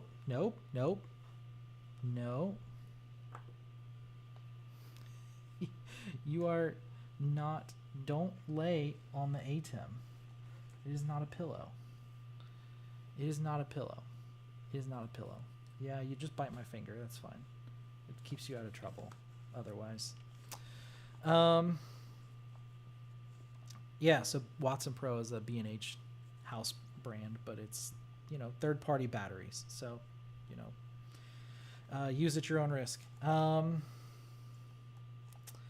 Tilta camera accessories. They've got a lot of really cool like lens control things and like stuff for building rigs if you are doing like the box cameras and stuff. I've never used any of their stuff, but they seem to be pretty good. All right, we're into the big money now. So Blackmagic production switchers. So they've got ATEM production switchers. So oh, it does look like the SDI is on here. So they have the SDI Pro maybe. So maybe this one that I have right here actually. It looks like there's a sale on, but they've got $300 off a lot of their mini line. It looks like that's cool. They also have the ATEM Television Studio HD8 ISO. This I had not this model, but the one that came before it. It's a really cool piece of hardware, but it is only one ME, and I wanted 2 ME. But there's other things that the Television Studio models tend not to have, like super source support, and some of the transitions and stuff. I think they are missing some of the features that you can get in like the ATEM minis for much cheaper, which is ridiculous that like not everything is Blackmagic. It's interesting how they make decisions on what features they decide to put in what products, because it's not uncommon that you will have their higher end products and it will be missing features that are in their like entry level line, and it doesn't make any sense at all. So anyway, I decided not to go Television Studio, and I went to the Constellation once they announced it. I got one of those. Oh, you can see here, actually, there's an ad here for a Teradek 6 gigahertz wireless transmitter for 4K HDR video. So like, yeah, 5,000 foot. So, you know, nearly a mile range signal on the wire on this wireless. So yeah, this is the way to go if you're in a bigger venue and you want wireless video. Audio stuff. RA, I think, is another B&H house brand. It tends to be on the gooder side, but can be hit or miss. So my broadcast arm here is actually an RA, and it has an XLR cable built into it. That is not a good quality cable, but I was using it with this, and that's part of the reason that I was like, well, maybe it's the cable, and I swapped out the cable. But the cable was not the problem with this issue.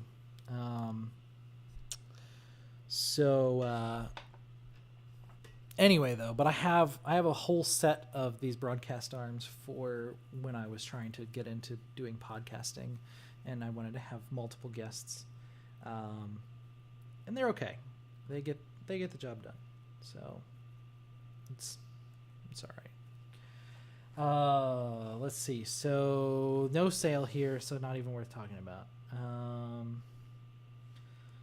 Zoom stuff. So I have the Zoom LiveTrack L8 is the mixer that I'm using over here. Zoom equipment is very, very good. So they have these field recorders. I have seen these used in the field before, like on pro gigs and stuff. These are the real deal. They're really great quality stuff. You can get $50 off of them. Not a huge savings, but hey, you know, it's good stuff, and it's not terribly expensive either. So Zoom is actually really good about having good affordable stuff.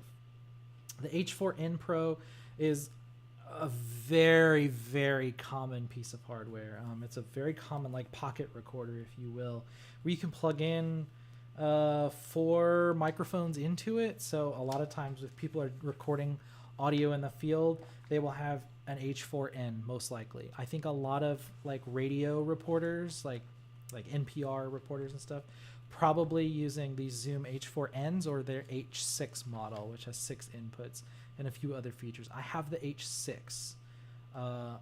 and I can't remember why I got the H6. It wasn't because I needed 6 inputs, but there was a reason that I got the H6. There's some feature that the H6 has that the H4n didn't, and I decided it was worth the extra price, but it wasn't a lot more. But yeah, you get instant savings of about $90 on this, so you can get one with a custom case, custom B&H 50th anniversary case, and it looks like a good Pelican-esque case.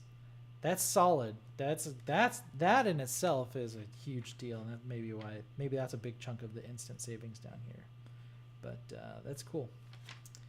Yeah, so 160 for this guy.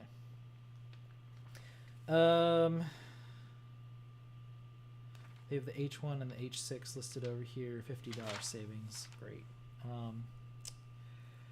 Let's see. There was a glare from my angle. It actually looked great on the video as far as I can tell. So this is a USB podcast microphone from Audio-Technica. These are, I have not this model, but a different one. It's pretty good for what it is. If you need a USB microphone, I would do this instead of something like the balls, the snowball mics and stuff like that, or some of the other more common ones. I think those tend to, personally, I don't like the sound quality, and I don't think it's good build quality. What is happening here?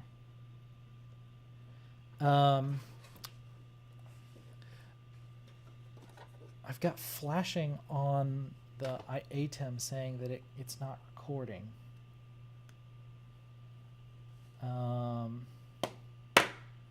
I'm gonna guess Craig did something there.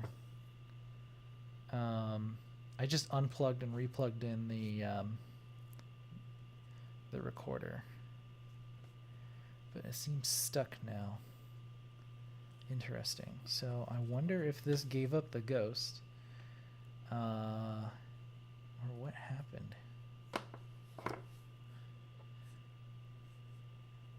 Weird. Yeah, that's odd. I just happened to notice it out of the corner of my eye that it wasn't recording, which is, so it says on the screen ISO record, so it says like it's recording, but it's not. The counter is not counting, and yeah, this is not good.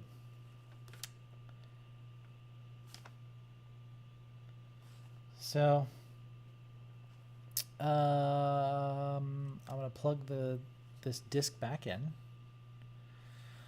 It says I still have 13 hours of record space on here, but why is it not recording?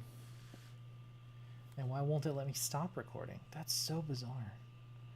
I don't want to like reboot the device because obviously I'm like, broadcasting right now, but that's suspicious. I'm gonna have to look into that, but again, I'm gonna blame Craig for now. I'm not gonna blame Blackmagic yet.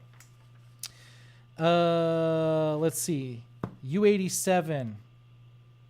I was saying before, yeah, USB mics. I think a lot of the USB mics out there that are like really popular, that a lot of people like streamers and stuff are using, I think a lot of them are crap. Personally, I don't like the quality of them. I don't like the sound of them, and I don't think that they're good build quality.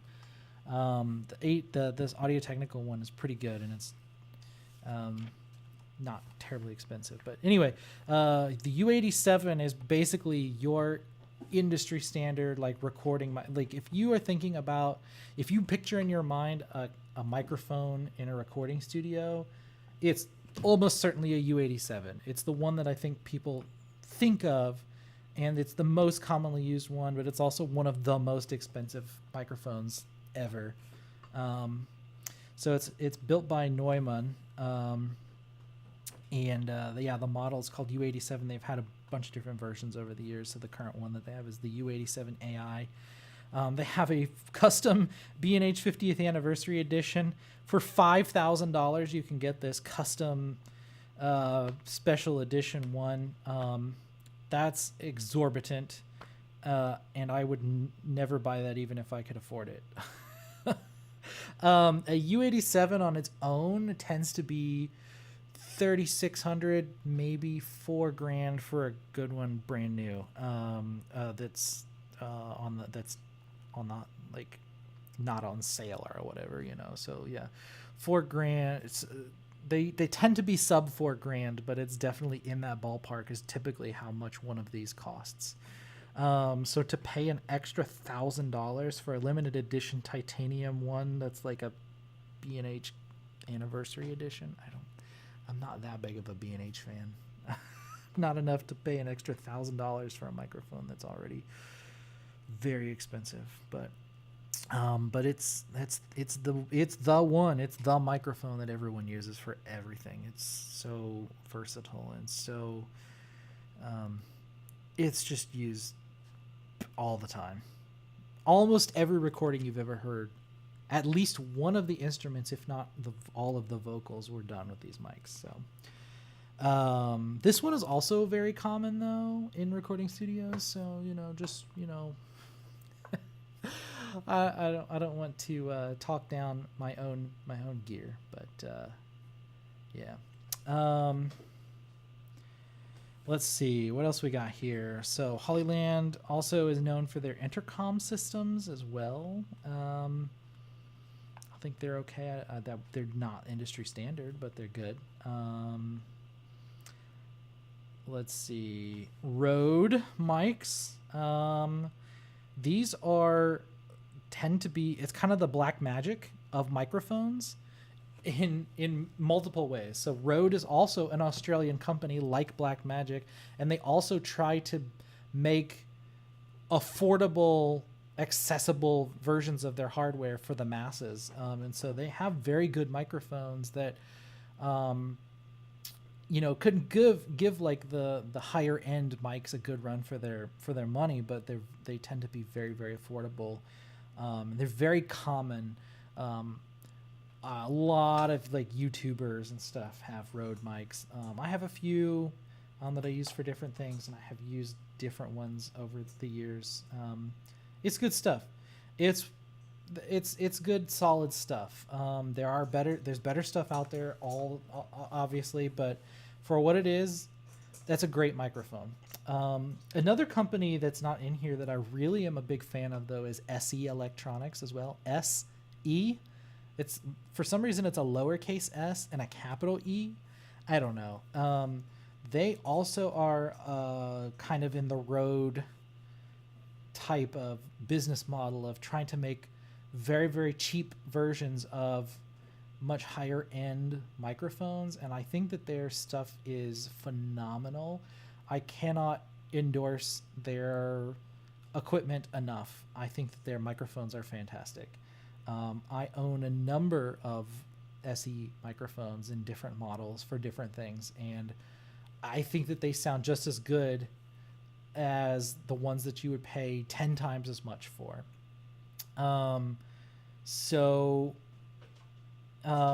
If you can, if you're looking for a mic,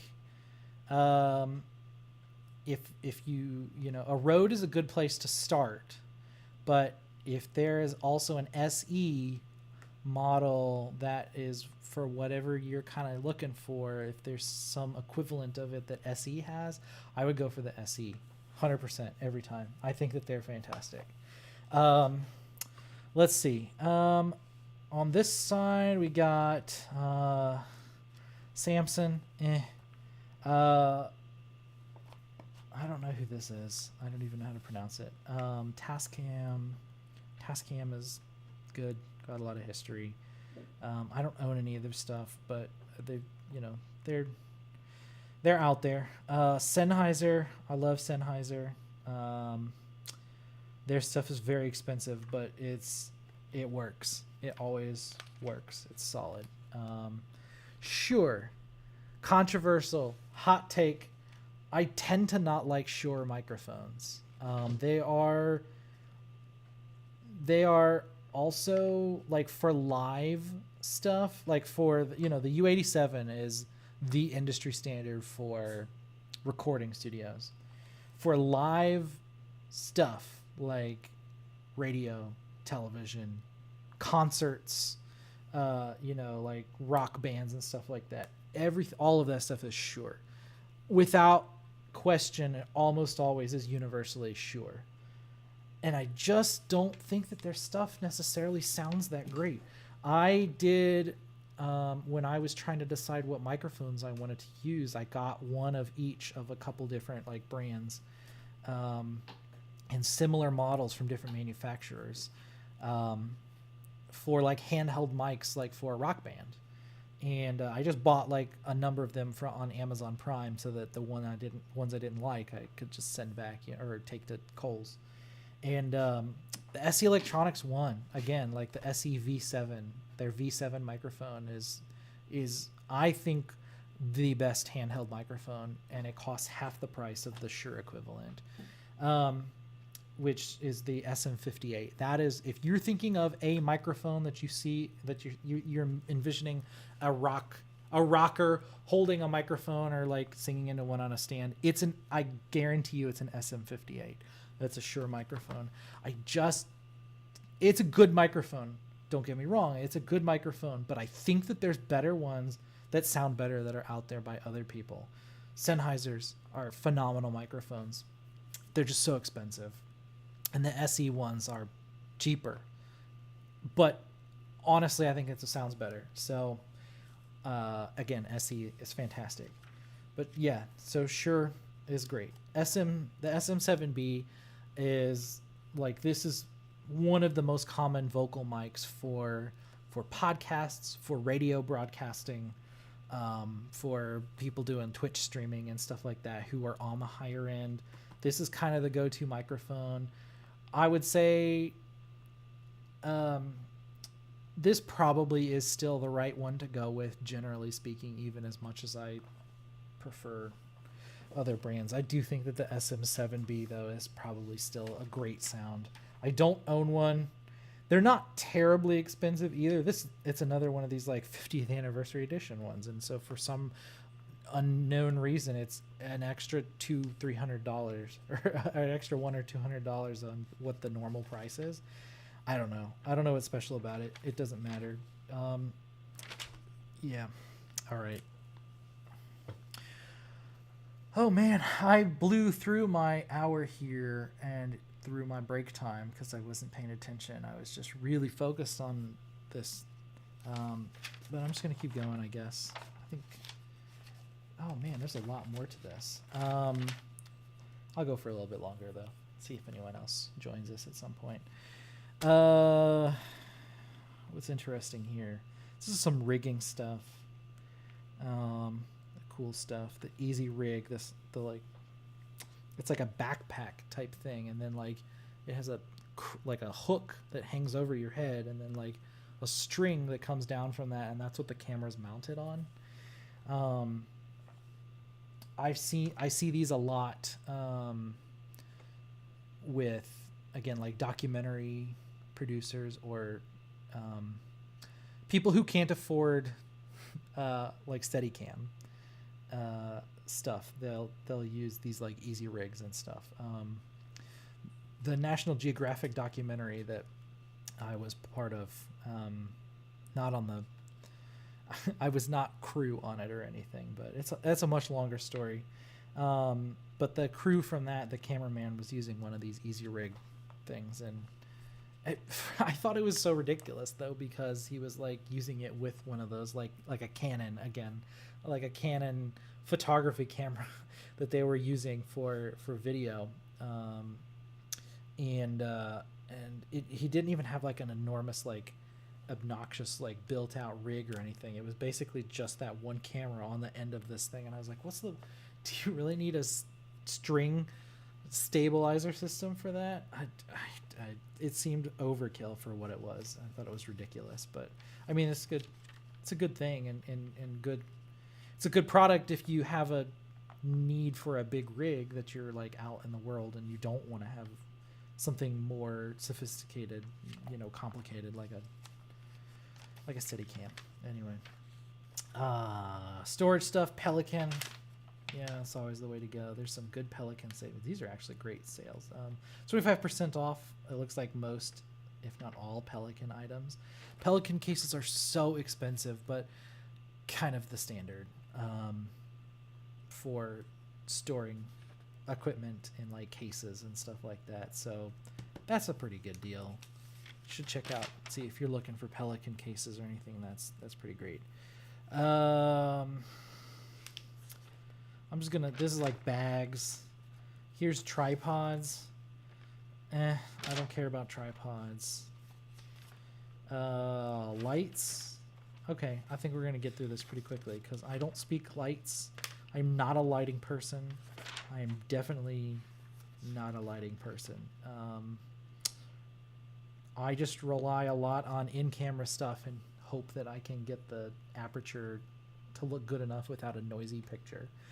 I very much like the more natural look anyway. I think it's just more of my like videography or like video journalist roots. I like the more authentic natural look to things, but like I definitely know how like if you're into narrative production stuff, lighting is very important. Getting like that cinematic look. It's all about lighting. But that's why it's its own specialty.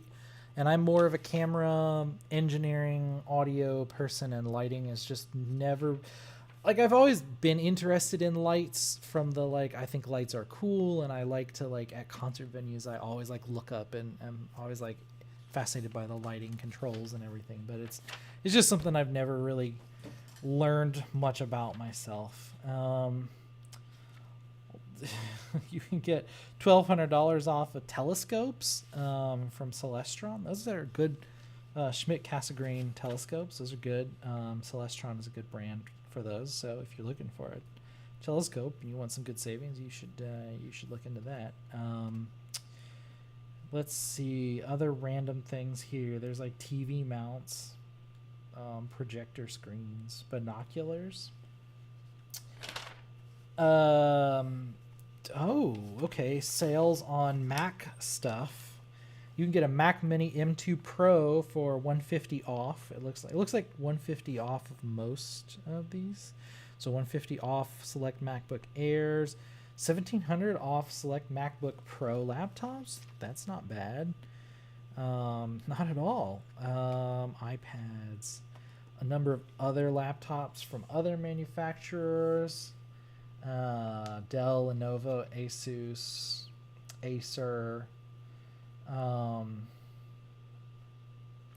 This laptop that I have is a Lenovo ThinkPad.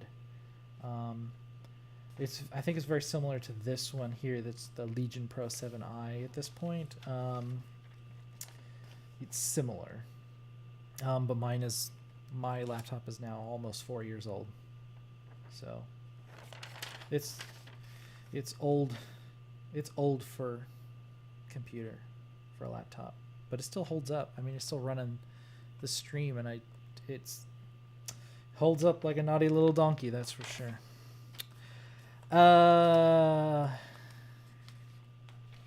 Servers, monitors, there's sales.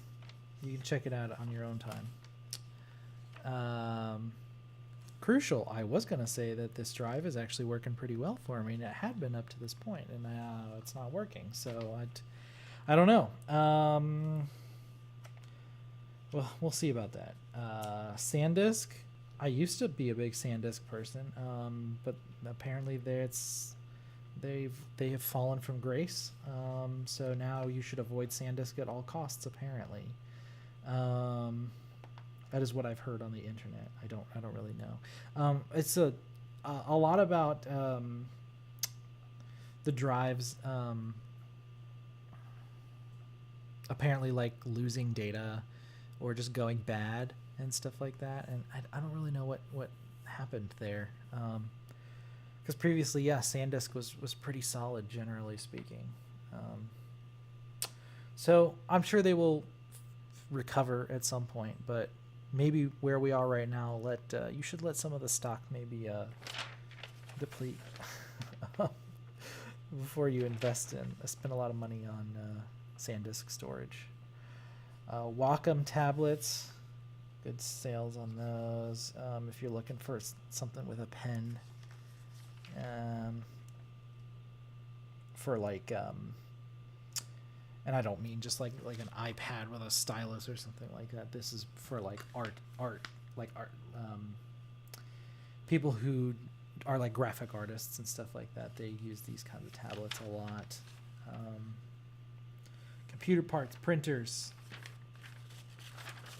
cool stuff with some sales. Yeah, and then a big ad for Lumix, the Panasonic brand. You can see, yeah, they're advertising here their full frame cameras, the S5 II and the S5 IIX, the S series that I was talking about before. That's kind of taking over where the GH family left off, but using a different lens and all that stuff. So anyway, all right, well, we've gone through, we did the thing, we went through this booklet, so hopefully if you are interested in shopping for any of this kind of stuff, audio, video, photography, computer parts stuff, they've got a number of pretty good sales out there. So if I didn't already have all the equipment that I need, it would be a great time to go buy all this stuff, but I already have the hardware that I need, and I'm just gonna have to like cry that I missed out on the opportunity for these sales, but it's fine. So all right, well, I think that is probably going to do it for me tonight. So I hope everyone had a good evening, since everyone seemed to be at some party that I wasn't invited to. I guess, I don't know why. I've had people, I actually was doing a pretty good job of pulling people in for the stream, but had nobody tonight, at least that commented. So well, it's been fun, it's been real. But our time has come to an end, so I think with that we'll call it a night. So everyone have a good evening.